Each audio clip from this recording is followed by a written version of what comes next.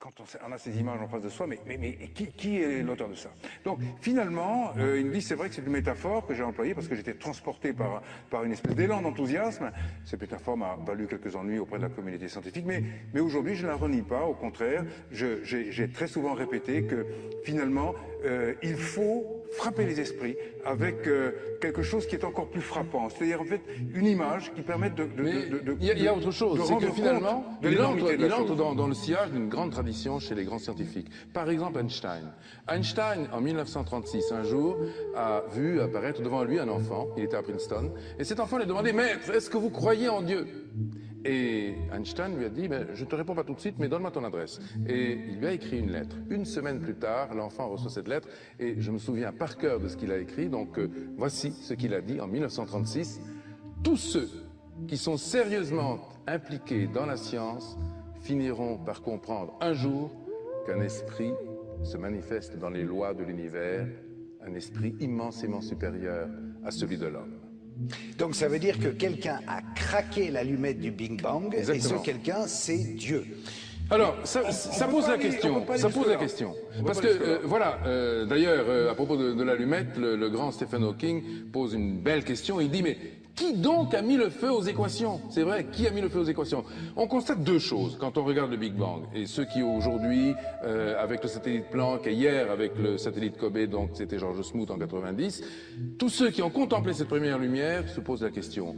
Il y a un immense torrent d'énergie qui se déverse dans le vide, qui se déverse dans le néant au moment du Big Bang. Mais d'où vient cette énergie? C'est la première question. Et deuxième question, on voit qu'à ce moment-là, tout est extrêmement bien réglé. Les grandes constantes de la physique sont déjà là. Il y a à peu près une vingtaine de chiffres qui sont là. Si on change un seul chiffre à la 20e décimale, tout s'arrête. L'univers ne peut pas naître, évidemment, il ne peut pas engendrer la vie.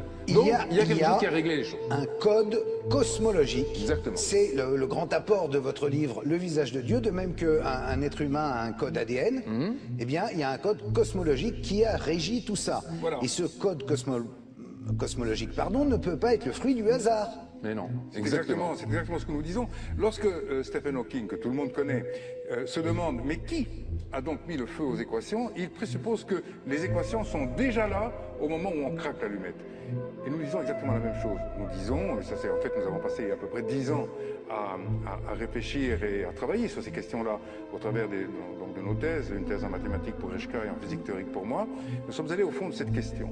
Et en réalité, ce que nous voyons, ce que nous avons vu à travers les équations, à travers des théories mathématiques, comme les groupes quantiques que Reshka a utilisées pendant des années, eh bien, ce que nous avons vu, c'est en effet une série d'instructions mathématiques qui préexistent à l'univers physique. Ce sont les équations dont parle Stephen Hawking. C'est un ensemble, si on peut dire, de constantes universelles qui donnent naissance aux lois qui elles-mêmes permettent à l'univers et à la réalité qui nous entoure d'exister sous la forme que nous lui connaissons. Donc autant de grandes règles qui vont régir le monde et tout ce qui l'adviendra ensuite, voilà. Et qui sont contenus dans une tête d'épingle en réalité. Qui sont contenus, je vais vous dire dans quoi c'est contenu, ce qui est extraordinaire, d'ailleurs ça correspond bien à notre émission d'aujourd'hui, à notre rencontre avec vous. Mon cher Karl, c'est contenu dans ce qu'on appelle le point zéro, c'est-à-dire... Champagne. Ben oui, vraiment. Champagne, je viens de comprendre à quoi je servais. Ici, là, en face de vous. Il l'a toujours su. Il l'a toujours su. Je le savais, mais vous avez un détracteur qui dit... Le fait qu'il y ait il s'appelle Christian Nietschlem, et il dit le fait qu'il y ait un commencement n'implique pas forcément l'existence d'une divinité créatrice. La mécanique quantique nous montre qu'à partir de rien, il peut parfaitement apparaître quelque chose. Alors là aussi, je m'étais dit, j'en suis un exemple vivant. Non, là on est complètement pas d'accord avec cette... non. Alors que dit ce monsieur?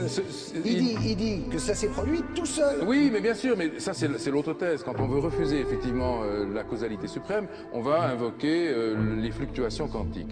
Mais les fluctuations quantiques, elles doivent bien se produire à partir de l'instant où on les évoque. Elles se produisent à partir de certaines contraintes qu'on appelle des lois, qui sont les lois quantiques. Ces lois, elles préexistent donc aux fluctuations.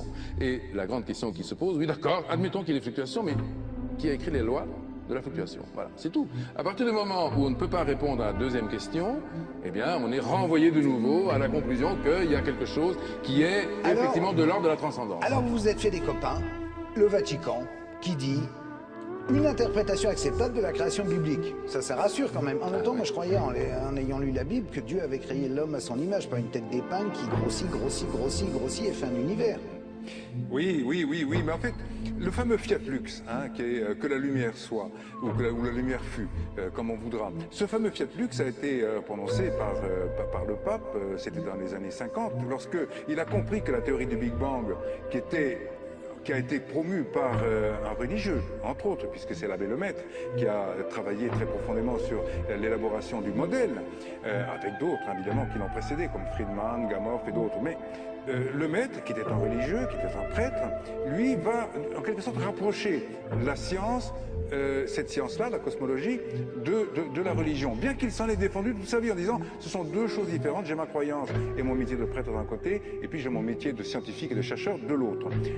Mais en revanche, donc le pape Pie XI, non c'était Pie XII, s'est précipité d'une certaine manière sur cette découverte en disant Fiat Lux, la lumière a jailli, et à partir de là, il a conforté la théorie du Big Bang en disant c'est la théorie la plus compatible, si on peut dire, avec la croyance religieuse, parce qu'elle implique